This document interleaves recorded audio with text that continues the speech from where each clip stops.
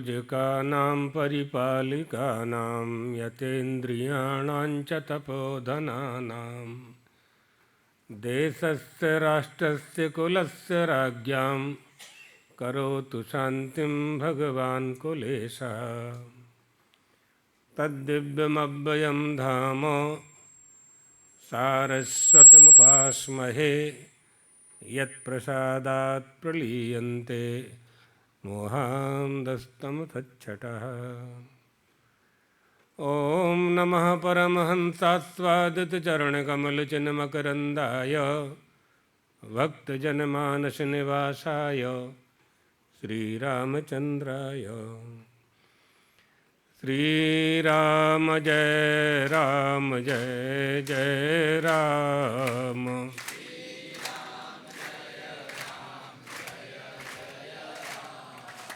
श्रीराम जय राम जय जय राम।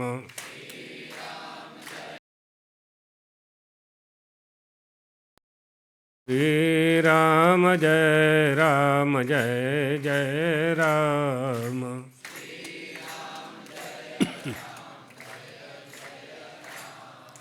द्वारकाधीश भगवान की, आनंद कंद भगवान रामचंद्र की, जगदम्बा महारानी की, सद्गुरुदेव भगवान की।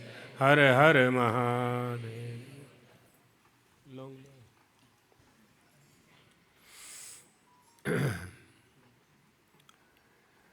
गणपति जी की स्थापना का दिवस है आज। जब ये मनुष्य मार्ग पर आगे बढ़ता है, किसी भी कार्य के लिए तैयार होता है, आध्यात्मिक उन्नति करने के लिए प्रयास करने लगता है, अध्यात्म विद्या को प्राप्त करने का प्रयास करने लगता है, कर्मकांड आदि से लक्ष्य को प्राप्त करना चाहता है, अनेक विघ्न आते हैं।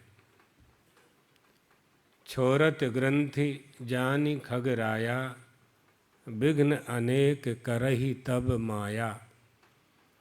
विघ्न होता है, करते हैं। विघ्न विनाशक कौन है? गंगणपतये नमः। बीज मंत्र छोड़ देते हैं। बीज मंत्र का उपदेश सार्वजनिक नहीं करना चाहिए। गंगणपतये नमः, इसके पहले भी बीज मंत्र है। जितने भी मंत्र हैं उनके बीज मंत्र से जब मंत्र संयुक्त होता है तभी उस मंत्र के जाप का फल मिलता है। भावनात्मक रूप से सब फल की प्राप्ति हो जाती है, लेकिन विधि में जाएंगे तो विधि का पूरा पालन करना चाहिए। कई तरह के मंत्र होते हैं। करतरी मंत्र होता है, पिंड मंत्र होता है, माला मंत्र होता है ना, खड्गमाला मंत्र होता है। ऐसे मंत्रों के भेद हैं, 4 तरह के भेद हैं। तो जब साधक साधना से उन्नति करने लगता है, ऊपर उठने लगता है, तो विघ्न आते हैं। परीक्षा के लिए भी विघ्न आते हैं, निष्ठा की परीक्षा लेने के लिए भी विघ्न आते हैं। हनुमान जी का प्रसंग तो हम आपको सुना ही चुके हैं। तीनों माया ने घेरा समुद्र उल्लंघन के समय। समुद्र का ही उल्लंघन नहीं करने दे रही थी माया। कौन सी माया? सत्यगुड़ी माया। मैनाक का रूप धारण करके आ गई, नहीं करने दिया।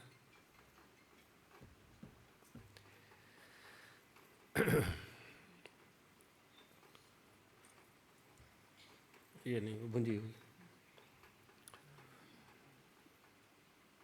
बहुत विघ्न आते हैं। महागणेश निर्भिन्न विघ्न यंत्र प्रहर्षितायै नमः। जो ललिता सहस्त्रनाम का पाठ करते हैं वो जानते हैं। महागणेश का स्मरण किए बिना साधक अपनी साधना में सफल नहीं होता है। बीजापूर गदेक्षुकारम कुरुजा चक्राब्ज पाशोत्पलो व्रीह ग्रीष्म विशाल रत्न कलश प्रोद्यत कराम भोरवा देयो वल्लभया सपद्म करया श्लिष्टोज्ज्वलद भूषया विश्वोत्पत्ति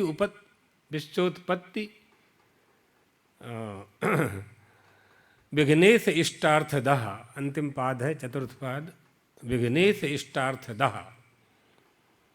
वो हमारे सब विघ्नों को दूर करे। सारे विघ्नों को दूर करने के लिए महागणेश की प्रार्थना की जाती है। जैसा स्वामी परमात्मानंद जी ने कहा, तत्व की दृष्टि से ज्ञान ही गणेश है। ज्ञानम गणेशो मम चक्षुरर्कः, शिवो ममात्मा मम शक्तिराद्या। ज्ञान ही गणेश है, ज्ञान स्वरूप है। वेदव्यास जी ग्रंथ लिखने के लिए बैठे, कौन पूरा करे?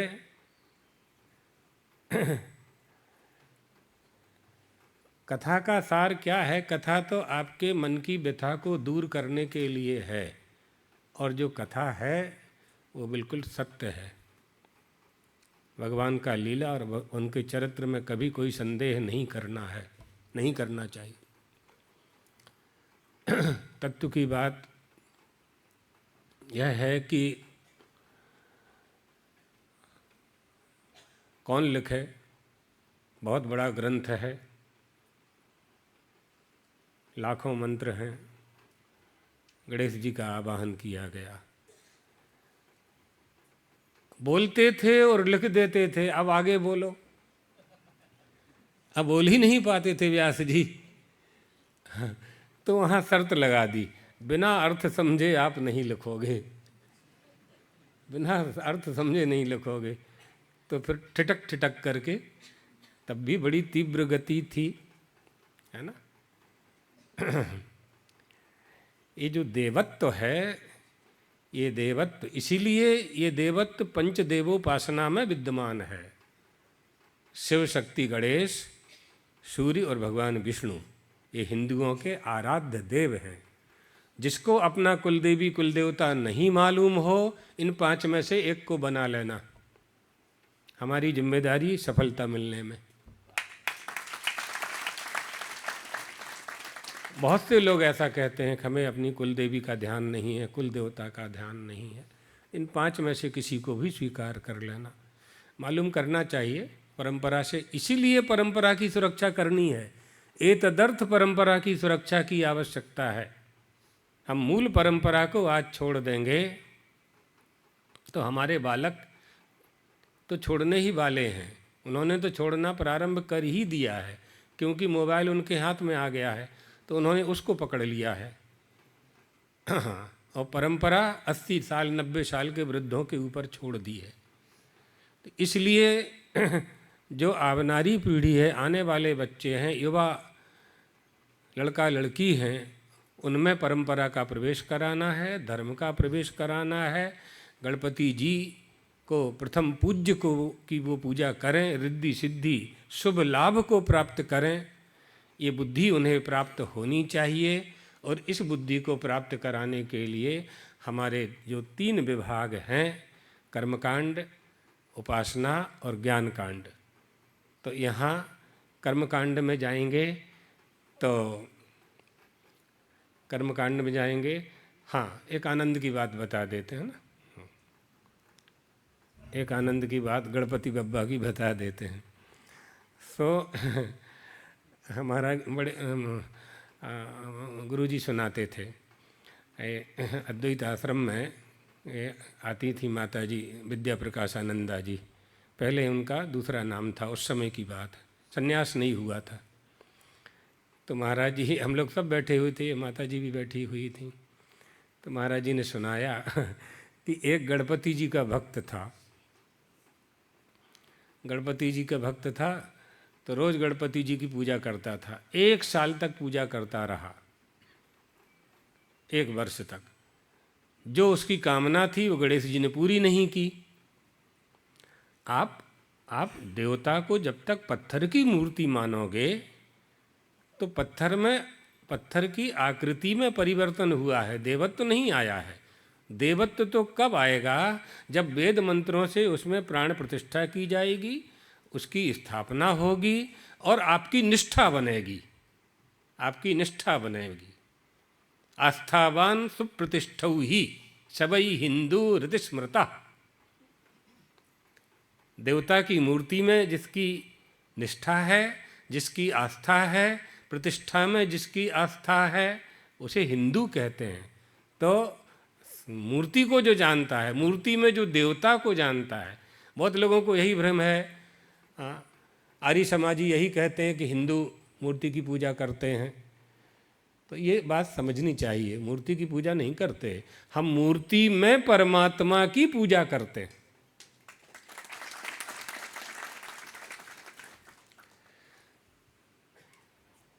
कामना पूरी नहीं हुई तो उसने कहा ये तो हमारी सुन नहीं रहे हैं।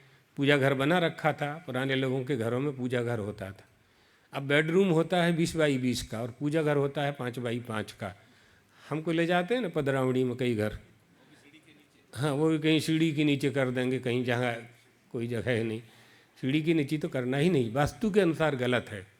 छोटा करना तो ठीक है, लेकिन सीढ़ी के नीचे तो वास्तु के अनुसार भी ठीक नहीं है। तो उसने क्या किया, पूजा घर में एक आला था, गणेश जी की मूर्ति को उठा करके ऊपर रख दिया। आप तो हमारी इच्छा पूरी करते नहीं हो, हम महादेव की पूजा करेंगे, तुम्हारे पिताजी की पूजा करेंगे। अब तो महादेव की पूजा करने लगा। तन्मे मनहा शिव संकल्पमस्तु, पंडित तो था ही, रुद्राष्टाध्यायी आती थी उसको। अभिषेक करने लगा, अभिषेक किया, पूजा किया, वो नैवेद्य लगाया, धूप लगाई, धूप बत्ती, लाक्षा सम्मिलितई शिलारचितई श्रीवाम सम्मिश्रितई, धूप लगाई। तो धूप की जो धारा है उसकी धुआं वो गणेश जी की नाक में जाने लगा। गणेश जी की नाक में जाने लगा तो उठा और पूजा के डब्बे में से काटन निकाला, रुई, और गणेश जी की सूंड में लगा दी। तुम्हारे पिताजी को धूप दी है हमने, आपको नहीं दी है। तो गणेश जी समझ गए कि आज इसने समझा कि गणेश जी चेतन हैं, कि धूप ले रहे हैं, उनकी सूंड में धूप जा रही है। तो आज समझा इसने कि गणेश जी में चेतनता है, देवत्व है, गणेश तत्व है उनमें। गणेश जी प्रकट हो गए, वरदान मांगो। वरदान मांगेंगे, पहले ये बताओ कि अभी तक हम आपकी 1 साल से पूजा कर रहे थे, तब तो आपने नहीं कहा वरदान मांगो, और आज तुम्हारे पिताजी की पूजा करने लगे तो कह रहे वरदान मांगो। तो गणेश जी ने कहा कि आज ही तूने हमें गणेश समझा है, अभी तक तो आकृति समझता रहा। आज तुझे ये लगा कि हम धूप बत्ती का धुआं ग्रहण कर रहे हैं, बाकी समय तो हमारे सामने ऐसा ऐसा करके और चौखट में धूप बत्ती लगा देता था। ये बात है, हमारी दृष्टि ही देवत्व की सृष्टि करती है। इसलिए हमारी दृष्टि में देवत्व होना चाहिए। मंदिरों का यही प्रयोग है, इसलिए हम मंदिर जाते हैं, इसलिए आराधना करते हैं, मंदिरों में जाकर के पूजा करते हैं और शांति प्राप्त करते हैं। वहाँ शांति होती है। क्यों शांति होती है? क्योंकि देवता होते हैं। देवताओं में एक ऐसा तत्व होता है, ऐसी शक्ति होती है, उनकी आराधना करने से वो हमें प्राप्त होती है। देवाधीनम जगत सर्वम मंत्राधीनम तु देवता। सारा जगत देवताओं के अधीन है और देवता मंत्रों के अधीन है। इसलिए गुरु से गुरु मंत्र प्राप्त करके उसे सिद्ध करना चाहिए। और जिस मूर्ति के सामने बैठ कर के, मूर्ति विग्रह क्या है, आपके सामने जो प्रतीकोपासना कहते हैं इसको, एक अहंग्रहोपासना होती है, एक प्रतीकोपासना होती है। पर ध्यान आदि में अभी नहीं जाते हैं। तो जो प्रतीकोपासना है उसमें तो पूरा पंचोपचार, षोडशोपचार, राजोपचार, पूरी सामग्री चाहिए। पूरा हमारा मन, बुद्धि, चित्त, अहंकार, हमारी शरीर की सारी इंद्रियां देवता की प्राप्ति में ही समर्पित हो जाएं। ये समर्पण, हमारा समर्पण, हमारी निष्ठा, हमारी इंद्रियों का एक हो जाना और उनकी चंचलता, उनकी बहिर्मुखता दूर हो जाना देवता के प्रति समर्पण का प्रमाण है।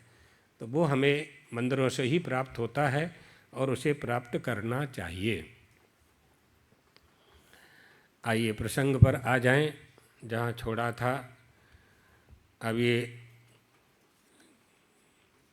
कल का और सत्संग है रविवार का, अगले शनिवार रविवार बाहर प्रवचन हैं तो हो नहीं पाएगा, लेकिन सवेरे के प्रवचन चलेंगे एकादशी तक। वो भी एकादशी से बंद हो जाएंगे 4 दिन। तो रहेंगे तो हम यहाँ 18 तक, 17 की रात तक, लेकिन एकादशी से सुबह शाम दोनों प्रवचन बंद हो जाएंगे। ऐसा है तो कहीं कहीं लोगों को है ना, जब क्या है, या तो रोगी वैद्य के पास आए या वैद्य रोगी के पास जाए। जब पूरा गांव बीमार हो जाए तो वैद्य को ही जाना पड़ता है। तो જ્યાં પધરાવણી રાખેલ છે ત્યાં કંડિશન છે કે પ્રવચન કરવું જ પડશે। લ્યો, હા, હું કીધું કે ભૈયા અહીંયા તો ચાલે છે 2 મહિનાથી, તમે અહીંયા આવીને સાંભળી લ્યો। नहीं नहीं महाराज जी, या तो हमारे ईगो टकरावे है ना, कॉलोनी में स्टेटस बनाना है उनको। अब बैठे हों तो बैठे हों, तो कॉलोनी में स्टेटस बनाना है अपनी सोसाइटी में। तो पराधीन सपने उचकना ही, ये तो पब्लिक की संपत्ति है शरीर, तो करो उपयोग जो करना हो। भले ही सर्दी हो जाए, गला बैठ जाए, तो ये बात। हाँ, सही बात, सही बात। तो शिष्य आया गुरु के पास, और गुरु के पास आकर के कहा, गुरुदेव संसार सागर से पार करने का क्या उपाय है, होने का क्या उपाय है। अर्थात श्रेष्ठ ज्ञान की प्राप्ति के लिए शिष्य के द्वारा प्रार्थना की जा रही है।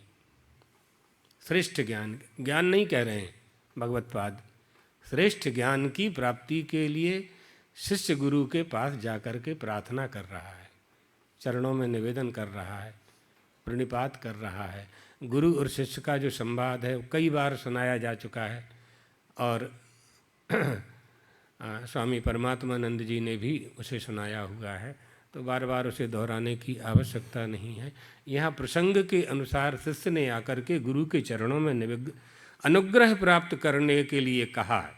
अनुग्रह, भीति प्रपन्नम परिपाहि, मुझे बिल्कुल आप शरणागति ही जानिए, अब कुछ है नहीं मेरे पास।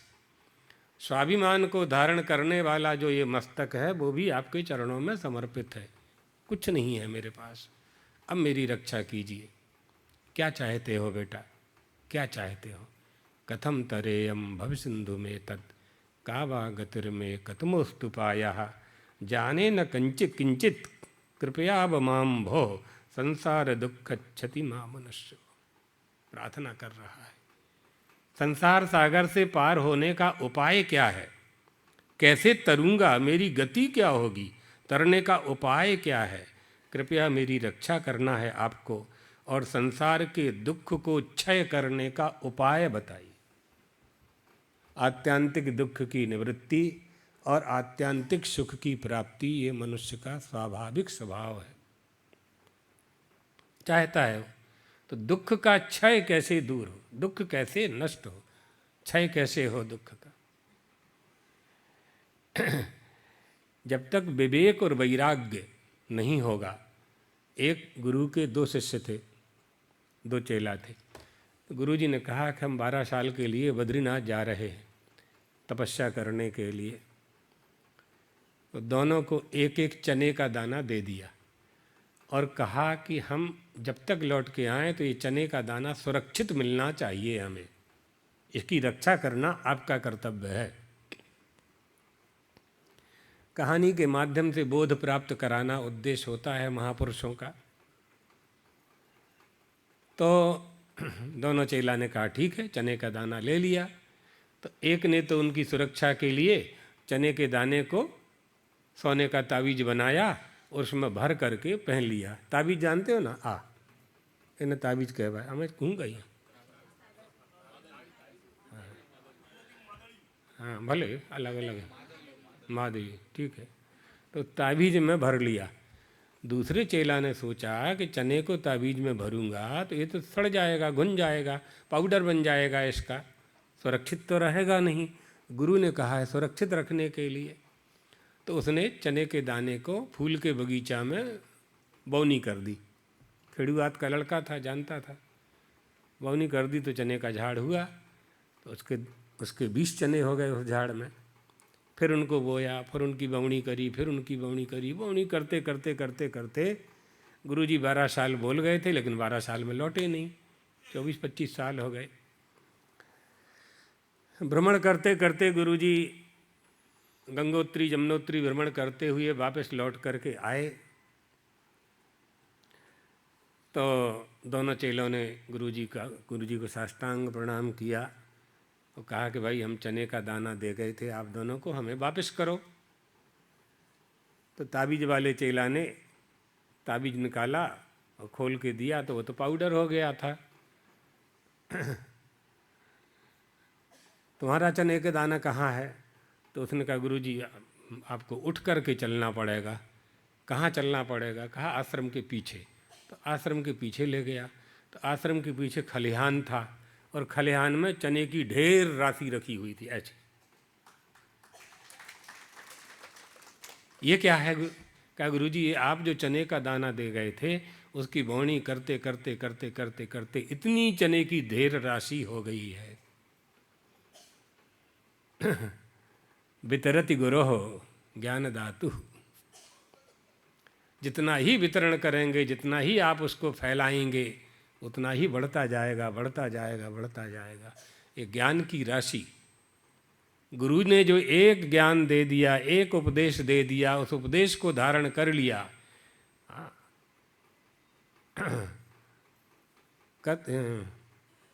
बोधयन्ति परस्परम कथयन्तश्च माम नित्यम एवं प्रकारेण अस्ति।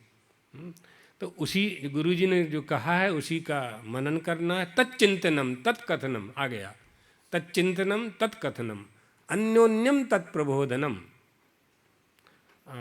और हाँ ये तो अलग है, एक और है कथयन्तश्च माम। हाँ वो भी नहीं है। वो भगवान श्री कृष्ण ने उद्धव से कहा गोपियों को संदेश देने के लिए। कोई नहीं, उसका अर्थ तो ज्ञाता ही है। तो जो हमारा गुरु के उपदेश का जो हमने मनन किया है, उसका जो चिंतन किया है, उसी का उपदेश दिया है, उसी को धारण किया है, उसी को धारण कराया है, तो हमारी ज्ञान की राशि बढ़ती जाती बढ़ती जाती बढ़ती जाती। गुरु यही देख रहे थे। बड़ा मुश्किल होता है गुरु चेला, एक गुरु के 100 चेला थे, 100। अब 100 के 100 पैर दबाएं, 100 के 100 पानी लाएं, कैसे क्या होगा? बड़ा मुश्किल, झगड़ा हो जाता था आपस में। तो गुरुजी 80-90 साल के हो गए। एक दिन गुरुजी ने कहा कि हमारा जब्बा फट गया है तो सुई ले आओ। सुई दूसरे मकान में रखी हुई थी गुरुजी के। तो 100 के 100 दौड़ पड़े, सत्संग चल रहा था ऐसे ही, 100 के 100 दौड़ पड़े। गुरु की सेवा का अवसर मिला है, आज्ञा पालन करने का अवसर मिला है, तो 100 के 100 दौड़ पड़े। कैसे ले जाएं 100? अब सुई तो इतनी सी होती है। तो एक झाड़ काटा उन्होंने 50 फुट लंबा, आश्रम का झाड़ था, उसको कुल्हाड़ी से काटा और उसमें सुई को लगाया बीच में, और सब लोगों ने कंधे पर रखा, और गुरुजी की पर्णकुटी टूट गई उसमें। तो मूरख हृदय न चेत, जो गुरु मिलहि विरंचि सम, फूलहि फरहि न बैत, जदपि सुधा बरसहि जलधि। मूरख हृदय न चेत, जो गुरु मिलहि विरंचि सम। मूरख के समझाए से, ज्ञान गांठ को जाए, कोलसा होए न उजरो, सोमन साबुन खाए। तो ये बड़ा मुश्किल होता है मूर्ख शिष्यों के साथ सेवा करने के लिए।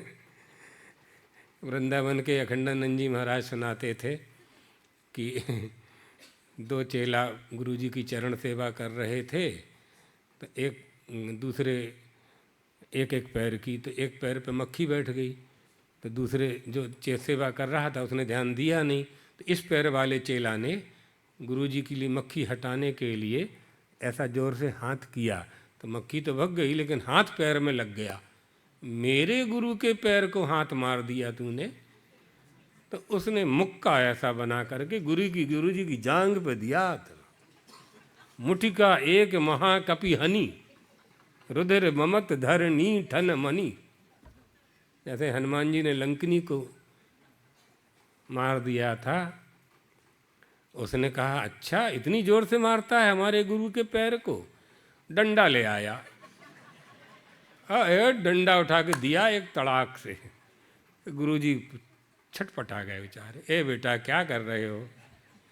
इसलिए चेला बनाया था क्या तुमको? वो चेला गया कुल्हाड़ी ले आया।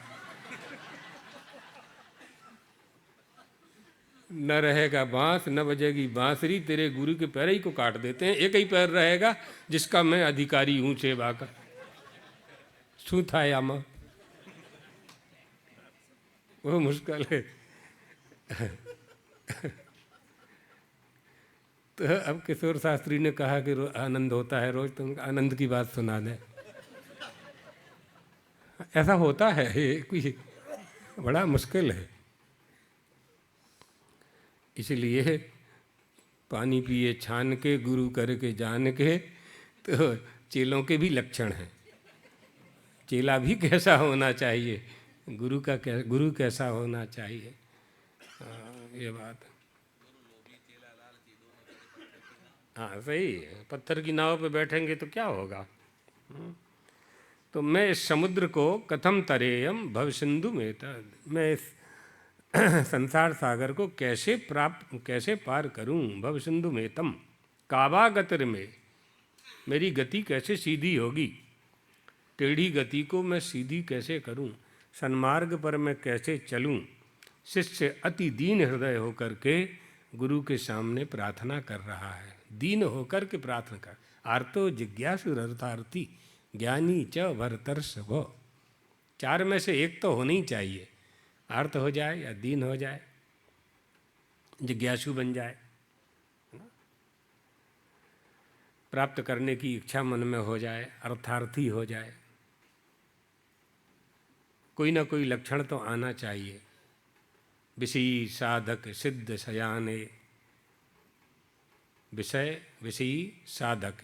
विषयी कौन था? सुग्रीव। राज्य भी चाहते थे, श्री राम को भी चाहते थे, ये विषयी थे। साधक कौन थे? हनुमान जी महाराज। ऋषि सिद्ध कौन थे? भरत जी। और सयाने माने जो पक गए, जिन्होंने प्राप्त कर लिया, वो सब सयाने में आ जाएंगे। जिन्होंने सिद्धि को प्राप्त कर लिया, यानी प्रमिति ज्ञप्ति जिनमें आ गई, प्रमिति की समझ गए, जिन्होंने प्रमाता प्रमाण प्रमेय से जो ऊपर उठ गए, ज्ञाता ज्ञान ज्ञेय से जो ऊपर को प्राप्त चले गए, है ना, भावातीत हो गए, तुरीयातीत हो गए, वो सयाने। तो निषाद राज जी वगैरह का भी, केवट का भी, तो कई तरह से श्री रामचरितमानस पर प्रवचन करने वाले खूब अच्छा उदाहरण दे करके इस चौपाई में को समझाते हैं। तो कह रहा है शिष्य कि दुख रूपी जल से परिपूर्ण इस संसार से कतमोस्तुपाया, पार होने का उपाय क्या है। मैं ज्ञान रहित रहूँगा तो मेरी क्या गति होगी। ज्ञान रहित रहूँगा, मछली को तो ज्ञान की आवश्यकता नहीं है, पक्षियों को ज्ञान की आवश्यकता नहीं है, त्रियक योनि वालों को ज्ञान की आवश्यकता नहीं है। और यदि मैं भी ज्ञान रहित रहा तो मेरी गिनती भी उसी में होगी। इसलिए बताइए, उपाय बताइए, मुझे उपाय बताइए, मुझे कैसे वो उपाय प्राप्त होगा। निश्चय ही मैं जानता हूँ कि अगर यदि आप उपाय नहीं बताएंगे तो दुख के सिवाय कुछ नहीं मिलेगा।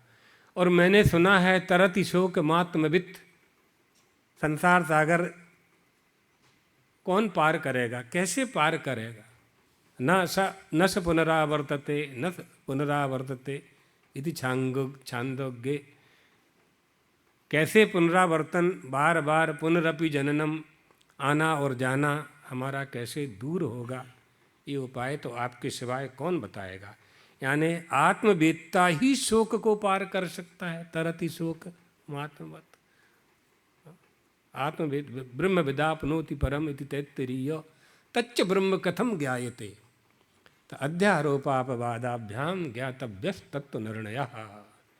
तब कहा गुरु ने, न कर्मणा न प्रजया धने न त्यागे नैके अमृतत्व मानसु। तब बात बनती। बताइए गुरु जी, शोक के अगर पार हम नहीं हुए, अमृतत्व को हमने नहीं जाना, तो मैं यथार्थ ज्ञान से रहित होकर के कैसे शोक को पार कर सकता हूँ। यथार्थ ज्ञान तो होना ही चाहिए। मुझे बताइए, क्यों पूछने की आवश्यकता है और क्यों जानने की आवश्यकता है। तो एक होता है लब्ध विषय और एक होता है अलब्ध विषय। लब्ध विषय उसे कहते हैं जो प्राप्त है, और अलब्ध विषय उसे कहते हैं जो प्राप्त नहीं है और प्राप्त करने का प्रयास कर रहा है। कैसे प्राप्त करने का प्रयास कर रहा है। जो पक्षी को पकड़ने वाले बहेलिया होते हैं, वो बहेलिया पक्षियों को पकड़ने के लिए जाल बना लेते हैं, नीचे जाल बिछा देते हैं और उसमें दाना डाल देते हैं और ऊपर एक रस्सी बांध देते हैं, एक झाड़ से दूसरे झाड़ में, जंगलों में पक्षियों को फंसाने के लिए, और उसमें एक लकड़ी लगाते हैं पोंगरी, और वो थोड़ी सी दाना से ऊपर होती है। तो वो पोंगरी पर वो पक्षी बैठता है। किस लिए बैठता है? दाने को पाने के लिए। लेकिन जैसे ही वो बैठता है तो वो पोंगरी पलट जाती है, तो वो जाल में फंस जाता है। पक्षी जाल में फंस जाता है।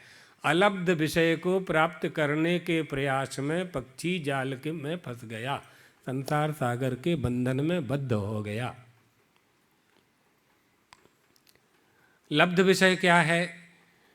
चने में घड़ा भरा, बंदर पकड़ना है ना, ये दोनों ही पकड़ने वाले हैं। बंदर को पकड़ना है क्या? बंदर बहुत चंचल होता है ना, मरकट। हाँ, एक श्लोक भी है इसका। हाँ हाँ, बंध्यो कीर मरकट की नाही, सो माया बस ईश्वर अंत जीव अविनाशी, चेतन अमल सहज सुख राशि, सो माया बस भयहु गोसाई, बंध्यो कीर मरकट की नाही। मरकट माने बंदर। दोनों चौपाइयों का खूब व्याख्यान है। विजयानंदी टीका है एक रामायण की, विजयानंद जी की, बड़े विद्वान थे रामचरितमानस के विजयानंद त्रिपाठी। एक महात्मा जी वहाँ से निकले थे पहले, और पक्षी उसमें वो जो बांधी गई थी डोरी, उस पर बैठे हुए थे। महात्मा जी ने उनको समझाया था, देखो देखो बेटा, ये तुमको पकड़ने के लिए जाल बनाया गया है। तुम एक तो इस पर बैठना नहीं, और बैठ जाओ तो पोंगरी पे मत बैठना, क्योंकि नीचे जो दाना पड़ा है, ये दाने को प्राप्त करने का तुम प्रयास करोगे, ये जो पोंगरी है वो पलट जाएगी और तुम बंधन में बन जाओगे। ये पकड़ करके ले जाएगा और फिर तुम्हारा उपयोग करेगा, या तो पालेगा या मांस आदि भक्षण करेगा। ये मांस भक्षण करने वाले जीव जंतु की जो हत्या करते हैं, ये सबसे बड़ा पाप है, विश्व का सबसे बड़ा पाप है। अपने भोजन के लिए किसी के प्राण लेना नहीं करना चाहिए, कभी नहीं करना चाहिए। तो महात्मा जी की बात उन्होंने सुन तो ली, कुछ चेला भी सुन लेते हैं जैसे उपदेश गुरुओं के। तो महात्मा जी की बात उन्होंने सुन तो ली और आपस में कहने भी लगे, देखो महात्मा जी बोल गए थे, या तो इस डोरी पे बैठना नहीं, बैठना तो नहीं तो पोंगरी पकड़ना नहीं, दाना खाने का प्रयास करना नहीं, दाने को पाने का प्रयास नहीं करना। ये सब बैठ करके चर्चा करते थे, लेकिन करते वही थे जो बहेलिया चाहता था। बहेलिया जो चाहता था, पक्षियों को पकड़ने वाला, वो गुरु की बात उन्होंने मानी नहीं, लेकिन गुरु की बात की चर्चा करते थे आपस में। सत्संग हो रहा है, सत्संग हो रहा है, चबूतरा पर बैठे हैं, मोबाइल चल रहा है, तम्बाकू मल रहे हैं, ऐसे ऐसे फांकी खा रहे हैं, सत्संग हो रहा है। तो हमारे गुरुदेव और अखंडानंद जी महाराज एक गांव से दूसरे गांव जा रहे थे। बट वृक्ष के नीचे चबूतरा था, गांव में 15-20 लोग बैठे थे। तो उसमें वो चिलम में लगा करके और दम लगा रहे थे। तो गुरुजी ने पूछा है, भाई क्या कर रहे हो आप लोग? बोले महाराज जी शाम को रोज़ सत्संग होता है, सत्संग कर रहे हैं, आप भी कर लो। तो बहुत से साधु भी चिलम लगाते हैं ना, नहीं लगाना चाहिए। ये सब साधुओं का व्यवहार नहीं है, ये साधु का धर्म नहीं है। ये साधुओं को, साधु बन गए हैं, संसार के लोग आपके प्रति श्रद्धा आस्थावान होते हैं, उनकी आस्था को ठेस पहुंचती है। ऐसा आचरण नहीं करना चाहिए जिसे हमारी संस्कृति स्वीकार नहीं करती। इसलिए जब साधु बन गए तो बिल्कुल साधु जैसे ही रहना चाहिए, वही व्यवहार हमारा होना चाहिए। बड़ा समादर है अभी भी हमारी भारतीय संस्कृति में। तो वो पकड़े जाते हैं पक्षी, तो अलब्ध विषय को प्राप्त करने में पक्षी पकड़े जाते हैं। लब्ध विषय क्या है?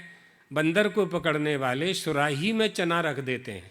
सुराही का पेट मोटा होता है, गर्दन छोटी होती है, तो बंदर का हाथ उसमें चला जाता है और चने को पकड़ लेता है, मुट्ठी बांध लेता है, बाहर निकालता है, हाथ निकलता नहीं है। लब्ध विषय लब्ध है लेकिन छोड़ नहीं रहा है। जो अलब्ध है उसे प्राप्त करने का प्रयास करता है। दोनों ही बंधन में, दोनों ही बंधन में हैं। यही विवेक चाहिए, यही विवेक चाहिए। उसके बाद आनंद के लिए एक बात बता देते हैं। माने लोक आनंद का मतलब है लौकिक आनंद है, वो मत समझ लेना। परमानंद का आनंद तो ज्ञान से ही आएगा। तो बंदर चिल्लाने लगा कि मुझे घड़े ने पकड़ लिया। तो सारी वानर सेना आ गई। वानर सेना ने कहा, ओहो हमारे भाई को तो घड़े ने पकड़ लिया। अब वो चना छोड़ता नहीं है, हाथ बाहर आता नहीं है। क्या किया जाए, क्या उपाय है? सेनापति आ गया, એટલે लंगूर આવી गया मोटा। तो कीधु हाँ आ तो सत्य छे, घड़े ने हमारे बंदर को पकड़ लिया। ऐसा करो हाथ काट दो। मृगा मृगई संग मन ब्रजंती। मूर्खों को मूर्ख मिल जाते हैं, पंडित को पंडित मिल जाते हैं, व्यापारी को व्यापारी मिल जाते हैं, कामी को कामी मिल जाते हैं, नीच को नीच मिल जाते हैं। ऐसे ही होता है। इसलिए हमारी संगति अच्छी होनी चाहिए, हमारे विचार अच्छे होना चाहिए, हमारा निवास अच्छा होना चाहिए, हमारे मित्र अच्छे होना चाहिए, सत्गुण संपन्न हमारे मित्र होना चाहिए। उनके व्यवहार का प्रभाव हमारे जीवन में पड़ता है। तो लब्ध विषय और अलब्ध विषय, ये दोनों को नहीं छोड़ पा रहा हूँ। जब तक आपकी कृपा नहीं होगी गुरुदेव, तब तक प्राप्त नहीं कर मैं प्राप्त वो तत्व की प्राप्ति नहीं कर सकता। संसार को पकड़े हुए हैं और परमात्मा को प्राप्त करना चाहते हैं। चना छोड़ना नहीं चाहता है और घड़े से मुक्त होना चाहता है। तो वासना रूपी चनों का जब तक त्याग नहीं करोगे, तब तक ये देह रूपी घट आपके बंधन में बंधा ही रहेगा, यानी जगत के बंधन में बंधा ही रहेगा। बांधते रहेंगे लोग आपको। आप छूटना चाहते हो, वो बांधेंगे, बांधेंगे। आपको विचार करना होगा, हम कितने दिन से यहाँ हैं, हमें जो पाना चाहिए था क्या वो हमने पा लिया? पुरंजन ने विचार किया कि संसार का सबसे बड़ा सुख होगा, वहीं निवास करूँगा, कहीं नहीं मिला। पुरंजनी नाम की बुद्धि और प्राप्त हो गई। इतना आसक्त हुआ, इतना आसक्त हुआ कि सब कुछ चला गया उसके हाथ से। इसलिए गता गतम काम कामा लभन्ते, एक इच्छा पूरी होती है, दूसरी उत्पन्न हो जाया करती है। इन इच्छाओं को वश में करना है, वासना रूपी चनों को छोड़ना है, पृथ्वी के, धरती के एक एक कण से जब तक हम प्यार करते रहेंगे, राग करते रहेंगे, तब तक परमात्मा से अनुराग नहीं हो सकता है। इसलिए त्यागात् शांतिरनंतरम, त्याग के बाद ही शांति की प्राप्ति होती है। आपने अभी घर छोड़ा है तो आश्रम को पाया है, सत्संग को पाया है, छोड़ना ही पड़ेगा। इसीलिए धीरे धीरे 100 साल में अपने आप सब छूट जाना है। बुद्धिमानी इसमें है कि अपने सामने ही हम छोड़ते जाएं, देते जाएं, देते जाएं, देते जाएं। क्यों देते जाएं? क्योंकि पहले आपने दिया था तो आज पाया है, इसलिए वो आपका विषय, वो आपका स्वभाव बना रहे, देने का स्वभाव बना रहे। देते रहना चाहिए, देते रहना चाहिए। कुछ ना हो तब भी देते रहना चाहिए। कुछ ना हो तो क्या दें, जल तो रहेगा ही, जल ही देते रहो। देने की आदत बनी रहेगी तो सोना चांदी भी आ जाएगा तो उसको दे दोगे आप। जब दे दोगे तो 4 गुना पाओगे, 10 गुना पाओगे, 100 गुना पाओगे, पाते रहोगे, पाते रहोगे। इसलिए अगाध दुख की जलराशि में भरे हुए भवसागर को पार करने के लिए मुझे उपाय बता दीजिए। मैंने जो प्रश्न किए हैं इन सबका उत्तर गुरुदेव मैं नहीं जानता हूँ, सुना दीजिए मुझे। अतः इस भवसागर में डूबने से, भय से भयभीत मेरी रक्षा आपको करनी है। एकमात्र संसार सागर से उत्पन्न इस शोक का समूल नाश करने में एकमात्र आप ही समर्थ हैं। यही तो गुरु का गौरव है, यही गुरु का गौरव है।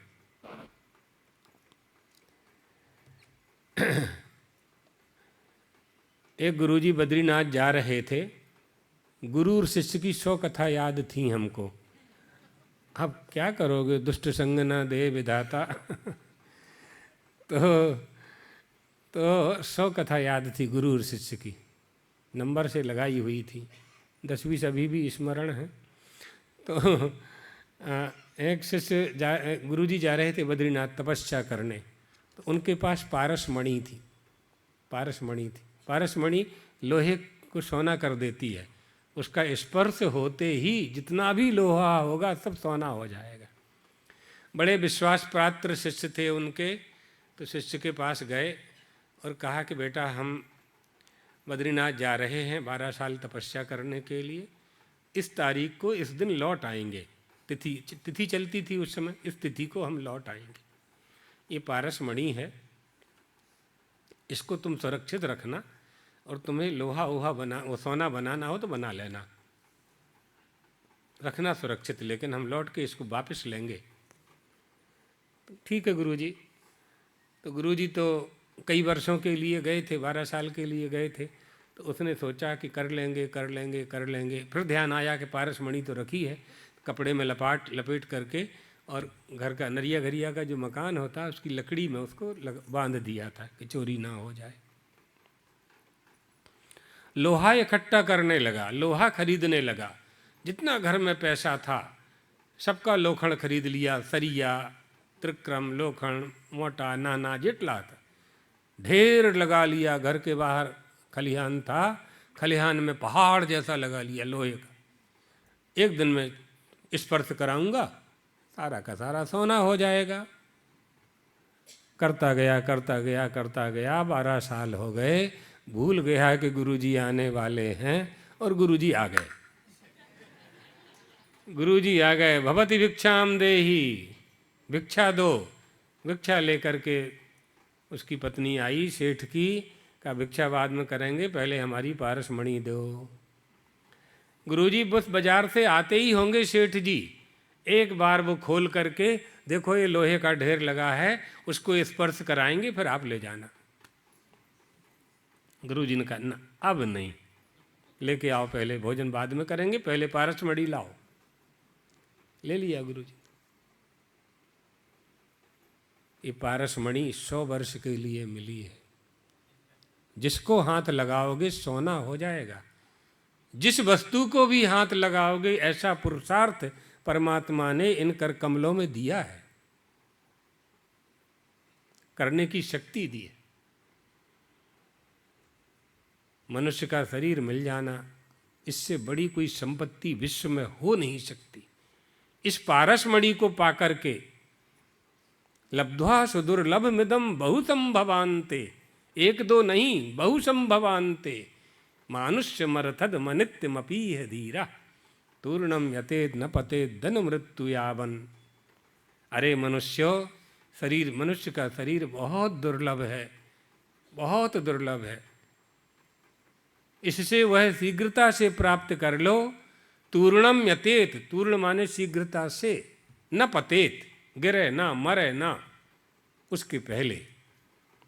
यतेत, यत्न कर लो। लोहे को सोना बना लो। इस देह को सार्थक कर लो, साधन धाम मोक्ष कर द्वारा। इसको सार्थक करने का शुभ अवसर परमात्मा ने मनुष्य को दिया है।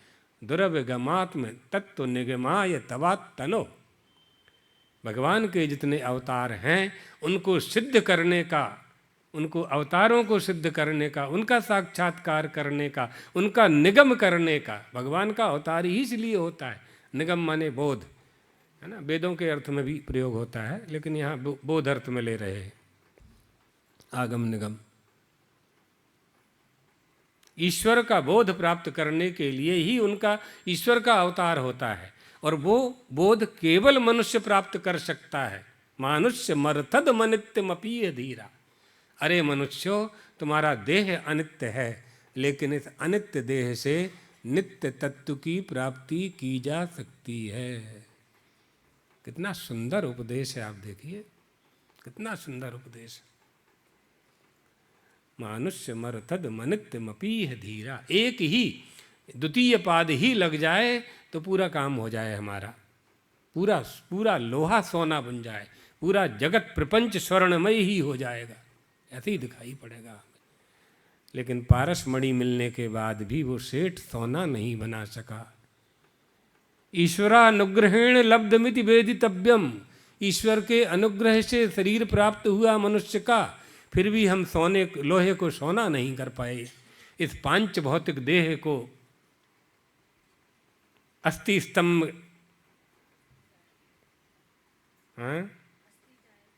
नहीं, अस्थि स्तंभ स्नायुबद्धम मांस सोड़ित लेपितम चरमानुबद्धम दुर्गंधम पात्रम मूत्रपुरीशयो हो, इसी में भटक गए।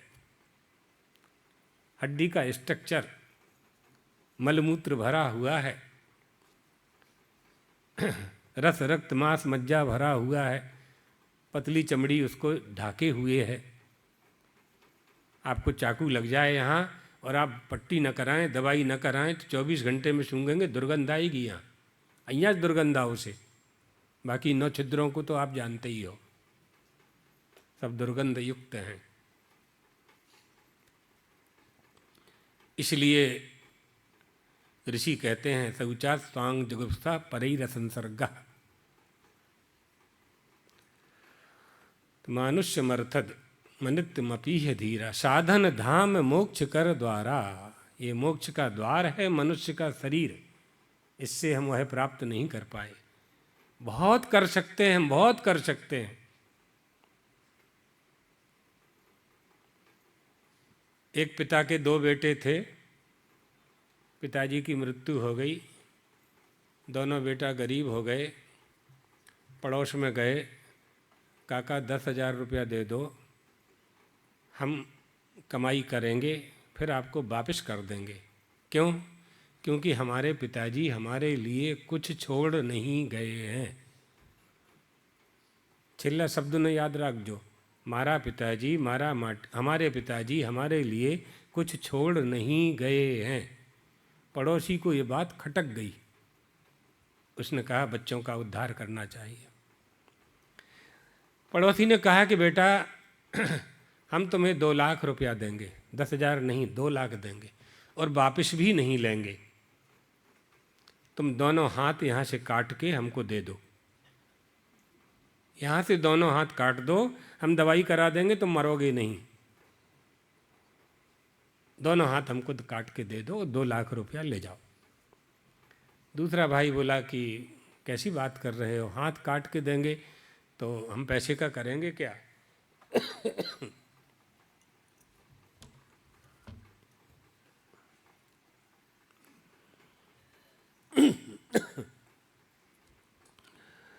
तो पड़ोसी ने कहा, तुमने ये कहा ना कि तुम्हारे पिताजी हमारे पिताजी हमारे लिए कुछ छोड़ नहीं गए हैं।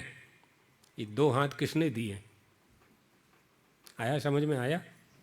तमें लोगों ने ख्याल पड़ी? माता पिता ने ही दिए।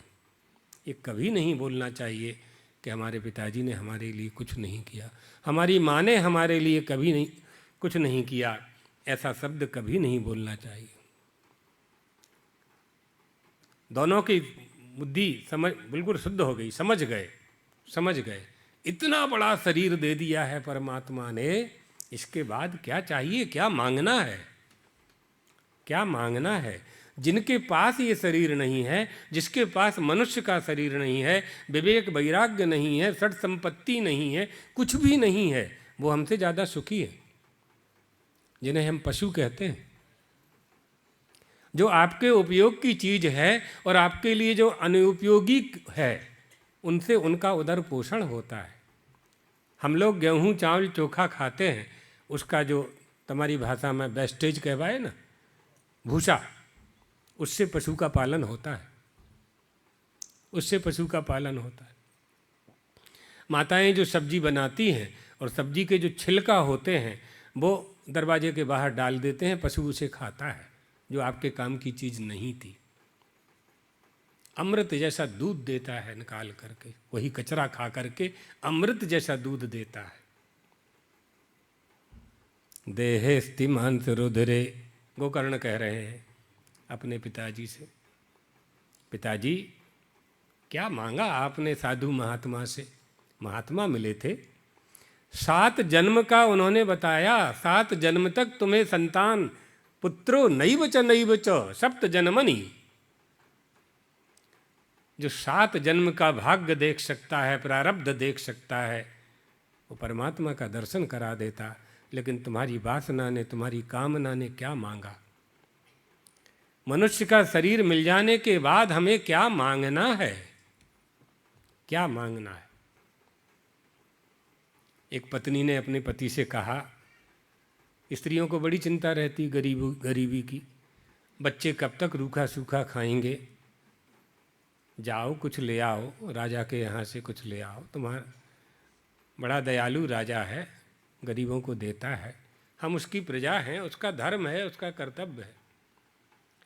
ब्राह्मण गया, लेकिन मंत्रियों ने और सुरक्षा अधिकारियों ने मिलने नहीं दिया। कई बार गया, राजा साहब स्नान कर रहे हैं, निद्राति स्नाति सुपति कुछ भरो भोग मत्यंत मास्ते, भोजन कर रहे हैं, सो रहे हैं, चौपड़ खेल रहे हैं, रानियों के रनिवास में। भूये आया ही आही, फिर आना फिर आना फिर आना। पत्नी ने कहा, फिर चले जाओ एक बार का, अब नहीं जाऊंगा, तुम्हारी बात मान करके मैं कई बार गया, राजा के दरबार में कोई सुनता नहीं है मेरी। अब जिसने राजा को धन दिया है, मैं उसी से धन मांगूंगा, उसी से धन मांगूंगा। काचाय नीचम कमनीय वाचा,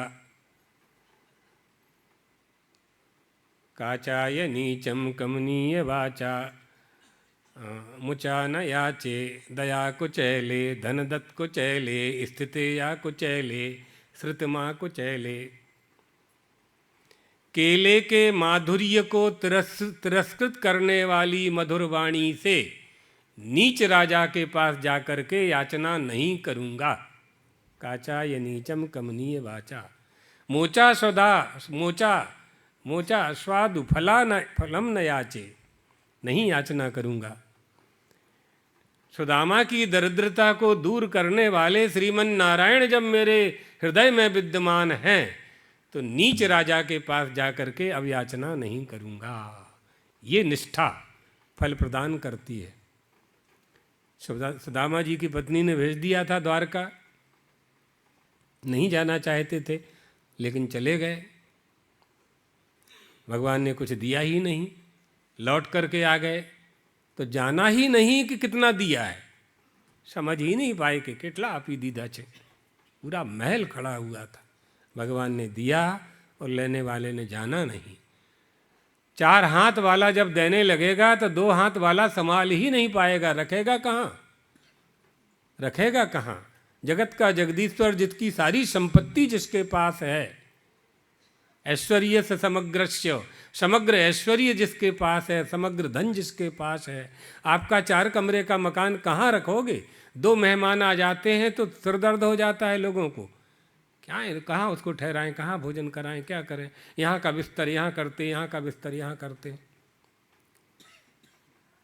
परब्रह्म परमात्मा विश्व भरण, पूरे जगत का जो भरण पोषण करता है, वो हमारे अंतःकरण में, हमारे हृदय में, हमारी हृदय रूपी गुफा में विद्यमान है, बैठा हुआ है।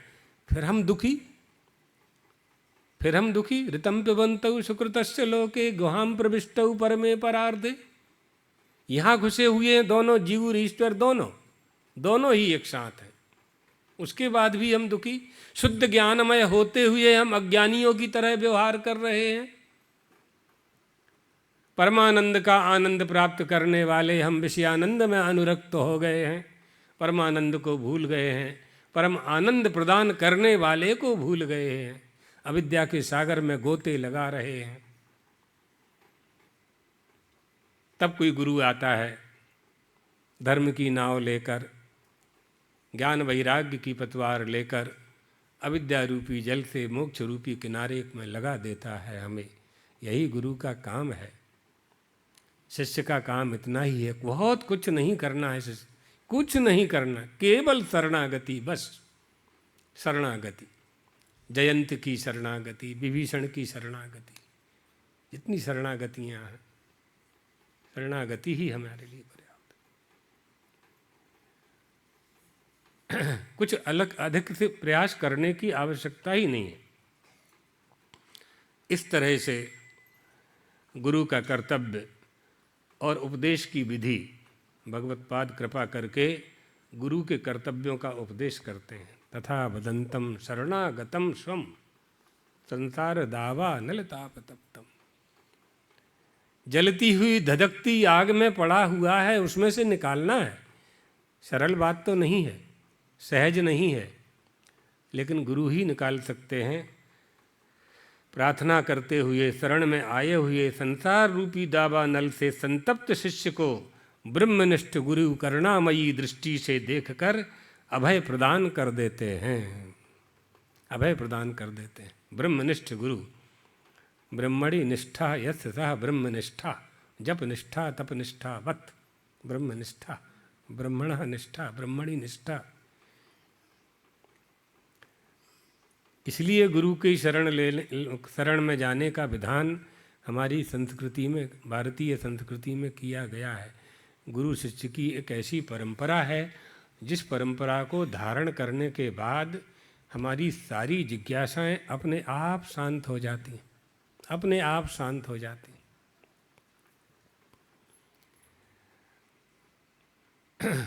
बहुत शुद्ध परंपरा है ये, और निश्चल और निष्कपट भाव को धारण करके जैसे जब इस परंपरा का पालन होता है, तब हमें ज्ञान की प्राप्ति होती है। भगवत पादाद्य शंकराचार्य ने उस ज्ञान को पाया। शास्त्र करतला मलकबत, अभी गार्गी जी सुना रही थी ना, हफ्ता हफ्ता मलक। शास्त्र करतला मलकबत, उनके पास शास्त्र ऐसा रखा हुआ। आंवले को हाथ में रखो ना, चारों तरफ एक सा दिखेगा, गोल गोल गोल गोल। इसी तरह से भगवत पादाद्य शंकराचार्य ने कैसे पाया, आप सोचिए। हमारी लाइब्रेरियाँ तो जला दी गई। नालंदा की इतिहासकार बताते हैं, नालंदा विश्वविद्यालय के पुस्तकालय में 6 महीने तक आग लगी रही। जिस विश्वविद्यालय के परिसर में उसने स्वास्थ्य लाभ किया, अधर्मी राजा ने स्वास्थ्य लाभ किया, वहाँ और फिर पूछा कि 9 खंड का मकान ये क्या है। बताया गया पुस्तकालय क्या है इसमें, हिंदू धर्म ग्रंथ, साहित्य, उपनिषद, वेद, पुराण, शास्त्र सब भरे पड़े हैं। बताया गया तो उसने कहा सारे साहित्य। बोले हाँ, सारा विश्व का सारा साहित्य यहाँ विद्यमान। कुरान है कि नहीं? कुरान नहीं है। लगाओ आग। आग लगा दिया। आग लगा दी, 6 महीने तक धधकता रहा, फिर भी ये ज्ञान आज है। हम बोल रहे हैं, आप सुन रहे हैं। हमारे गुरुजी बोलते थे, हम सुनते थे। उनके गुरुजी ब्रह्मानंद जी महाराज बोलते थे, धर्म सम्राट करपात्री जी महाराज बोलते थे, हमारे गुरुजी सुनते थे। उनके गुरुजी बोलते थे, वो सुनते थे। तभी ना ये सुरक्षित है, तभी सुरक्षित है। भले ही संख्या कम ज़्यादा हो जानने वालों की, ये महत्व तो नहीं रखता। हमारे यहाँ ये बहुमत प्रमाण नहीं है। ये शासन व्यवस्था में बहुमत प्रमाण है, हमारे यहाँ बहुमत प्रमाण नहीं है। हमारे यहाँ ज्ञान ही प्रमाण है। शास्त्रज्ञ हो, मर्मज्ञ हो, शास्त्रज्ञ हो, मर्मज्ञ हो, वेदज्ञ हो, जानकार हो, शास्त्रों का ज्ञाता हो। चत्वारो वेद धर्मज्ञ, भले ही 4 लोग हों, चार हों, लेकिन वेद शास्त्रों को जानने वाले हों। यम ब्रूते सह धर्म, चत्वारो वेद धर्मज्ञ। वो जो बोलेंगे वही धर्म है। वो जो धर्मज्ञ हैं, धर्म के ज्ञाता हैं, वो जो बोलेंगे वही धर्म है। हजारों लोग कुछ भी बोलें, वो हमारे लिए धर्म नहीं है। अव्रतानाम मंत्राणाम जाति मात्रोपजीविनाम सहस्त्रशा समेतानाम परिषत्वम न विद्यते। हजारों मिलकर के भी इकट्ठे हो जावें और कहें कि पश्चिम से सूर्य उगता है, हमारे लिए प्रमाण नहीं है। हमारे लिए पंचांग ही प्रमाण है कि जहाँ से सूर्य उगता है उसको पूर्व दिशा कहते हैं। इसलिए जो व्रत रहते हैं, जो मंत्र रहते हैं, जो शास्त्र रहते हैं, जिनको परंपरा का ज्ञान नहीं है, जिनको हमारी संस्कृति का ज्ञान नहीं है, उनका उपदेश हमारे लिए ज्ञान, हमारा भूषण नहीं बन सकता, हमारा आभूषण नहीं बन सकता। इन बातों को हमें समझना चाहिए। हमारी जो परंपरा है ये बड़ी शुद्ध परंपरा है। नारायणम पद्म भवम वसिष्ठम से शंकर तक आती है और शंकर के बाद चतुष्पीठ में जाती है और चतुष्पीठ से फिर इसका विस्तार होता है, होता ही चला जा रहा है। शंकर परम और भी आचार्य हैं, उन्होंने ही सनातन धर्म का ही काम किया है। उपासना के भेद अलग अलग हो सकते हैं, है ना। ब्राह्मण्य बुद्धि वेदेषु साधना नाम अनेकता। प्रमाण तो वेद ही हैं, साधना की दृष्टि से अलग अलग, उपासना की दृष्टि से अलग अलग विधान संविधान हो सकते हैं, लेकिन सबका जो प्रमाण है वो केवल वेद ही हैं। वेदों के सिवाय लौकिक उपायों का परिहार करके अलौकिक उपाय का जो बोध कराते हैं उनको वेद कहते हैं। वेदों का एक दिन वेदों का ही व्याख्यान कर देंगे। वेदों का स्वरूप क्या है, वेद स्वरूप, वेदों का प्रमाण क्या है। कल ही कोशिश करेंगे, कल ही सुना दें। हाँ, कल ऋषि पंचमी भी है। इन ऋषियों ने ही इस परंपरा को सुरक्षित रखा है। शिष्य प्रशस्य परंपरा ऋषयो मंत्र दृष्टा रहा। ऋषियों ने अंतरिक्ष में मंत्रों को देखा, लिपिबद्ध किया। आज हमारे पास वो सुरक्षित है। पुस्तकें ना भी रहेंगी तो भी हमारे पास, हमारे बालकों के पास। इसलिए उसी संस्कार की रक्षा हमें करनी है, इन्हीं रक्षा करवानी चाहिए। बाकी सब तो सुरक्षित हो रहा है, वृद्धि समृद्धि भी हो रही है, लेकिन यस्तु पायो न विद्यते, जो कहीं प्राप्त नहीं हो सकता है वो वेदों से प्राप्त होता है।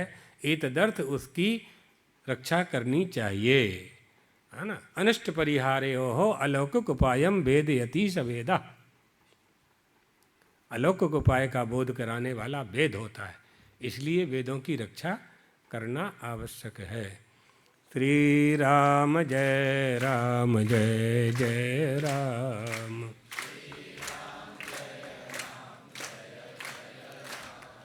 श्री राम जय जय राम।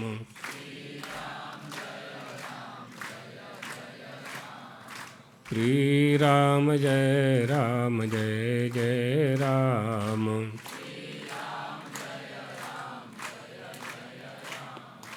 प्यारे जरा तो मन में विचारो, जरा तो मन में विचारो, क्या साथ लाए क्या ले चलोगे, क्या साथ लाए अरुले चलोगे। जाता सदा साथ यही पुकारो, जाता सदा साथ यही पुकारो। गोविंद दामोदर माधवेति, गोविंद दामोदर माधवेति, गोविंद दामोदर माधवेति। गोविंद दामोदर माधवेति। हे कृष्ण हे माधव हे सखेति, हे कृष्ण हे यादव हे सखेति। श्री कृष्ण गोविंद हरे मुरारे, श्री कृष्ण गोविंद हरे मुरारे। हे नाथ नारायण वासुदेव, हे नाथ नारायण वासुदेव। द्वारकाधीश भगवान की जय हो। सद्गुरुदेव भगवान की जय हो। हर हर महा। धर्म की अधर्म का प्राणियों में विश्व का, गौ माता की, गंगे मैया की, भारत माता की, सनातन धर्म की, शंकराचार्य भगवान की, व्यासनारायण भगवान की। गोहत्या गोहत्या भारत भारत। द्वारका शारदा पीठाधीश्वर महाराज की। नमः पार्वती पतये हर हर। સૌના માટે